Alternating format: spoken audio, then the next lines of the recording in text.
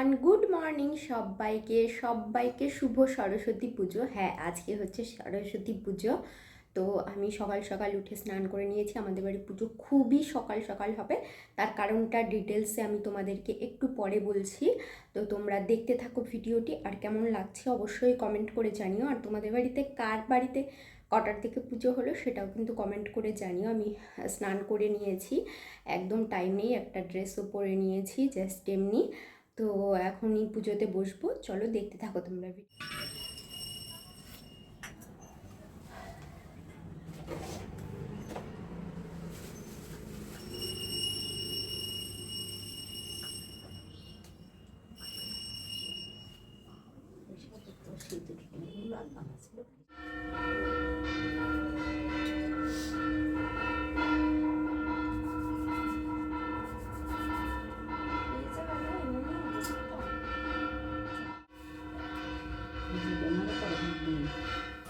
এখানে কিন্তু মা অলরেডি পুজোর প্রিপারেশন স্টার্ট করে দিয়েছে। আমি আর ভাইও কিন্তু মাকে একটু হেল্প করছিলাম সব কাজে।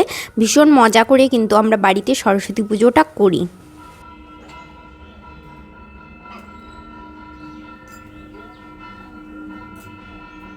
দিন সব গুছানোর পরে মা ফুল টুল দিয়ে ভালো করে সাজিয়ে নিচ্ছিল মা সরস্বতীকে। তো সেটাই আমরা একটু দেখছিলাম, তো তোমাদেরকেও একটু দেখিয়ে দিলাম। দেন আমরা কিন্তু পুজোতে বসে গেছিলাম। বাই দ্য ওয়ে, আমাদের বাড়িতে সরস্বতী পুজোটা কিন্তু মা নিজেই করে। তো সরস্বতী পুজো না, সব পুজোগুলোই কিন্তু মা নিজেই করে।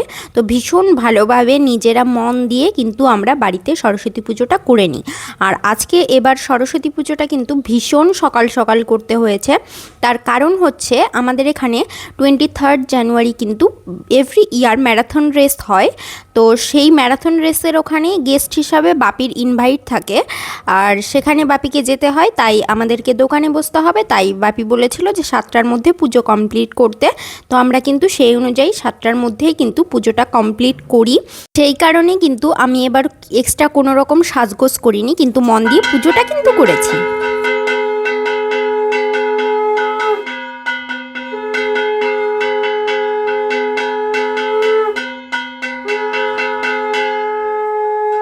দেন পুজোটা কমপ্লিট হয়ে যাওয়ার পরে কিন্তু আমরা অঞ্জলিও দিয়ে নিলাম। অঞ্জলি দিয়ে প্রণামও করে নিলাম মা সরস্বতীকে।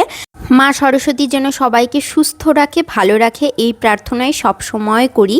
তো তোমরা সবাই ভীষণ ভালো থেকো, ভীষণ মজা করে আশা করছি সরস্বতী পুজোটা কাটিয়েছো। কে কেমন কাটিয়েছো অবশ্যই কিন্তু কমেন্ট করে জানিও। দেন আমি একটু লিপস্টিক পরে রেডি হয়ে নিয়েছিলাম একটু ঠাকুর দেখতে যাওয়ার জন্য। আমাদের পুরনো স্কুলের ঠাকুরটা কিন্তু দেখতে গেছিলাম। দেখো এখানে কত বাচ্চা বাচ্চা ছেলেমেয়েরা কিন্তু অঞ্জলি দিচ্ছে বসে, ভীষণ ভালো লাগে এগুলো দেখতে। দেখো ঘুরে টুরে কিন্তু বাড়ি চলে এসেছি।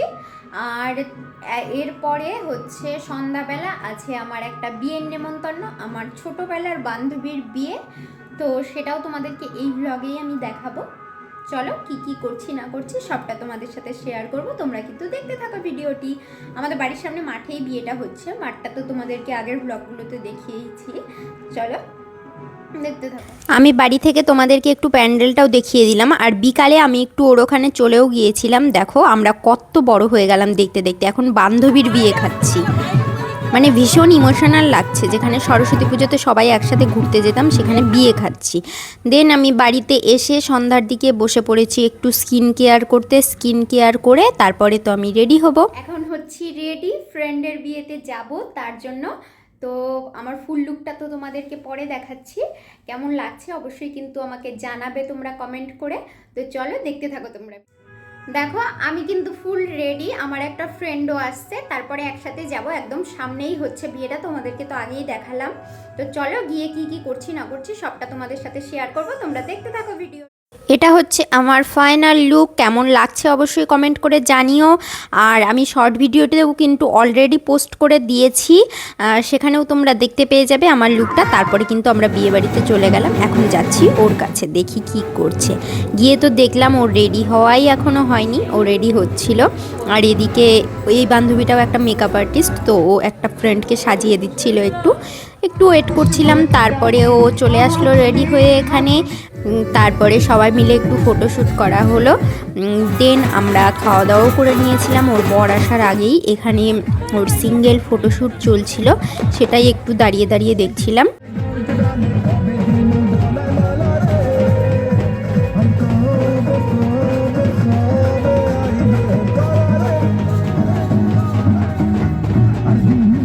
ওর বর কিন্তু চলে এসেছে।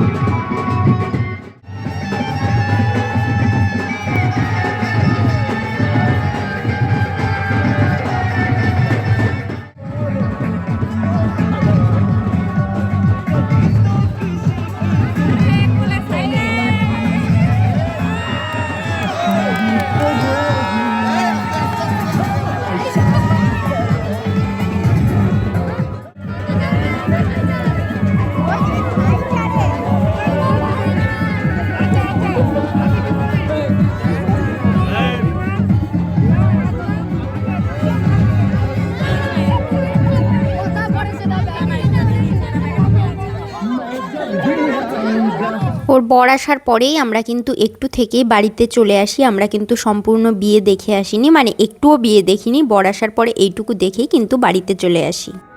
বর তো চলে আসলো, আমরা দেখে খাওয়া দাওয়া করে চলে আসলাম বাড়িতে। আজকের মতো ব্লগটা এখানেই এন্ড করছি। কেমন লাগলো অবশ্যই কিন্তু কমেন্ট করে জানিও, আর আমার লুকটা কেমন লাগলো সেটাও কিন্তু অবশ্যই কমেন্ট করে জানিও। আর ব্লগটা ভালো লাগলে সবাই একটু লাইক কমেন্ট করো, আর যদি আমাকে নতুন দেখে থাকো তাহলে কিন্তু অবশ্যই চ্যানেলটিকে সাবস্ক্রাইব করে পাশের বেল আইকনটা ক্লিক করতে একদম ভুলো না, এরকম নতুন নতুন ভিডিও দেখার জন্য। সবাই খুব ভালো থেকো, সুস্থ থেকো, টাটা সবাইকে।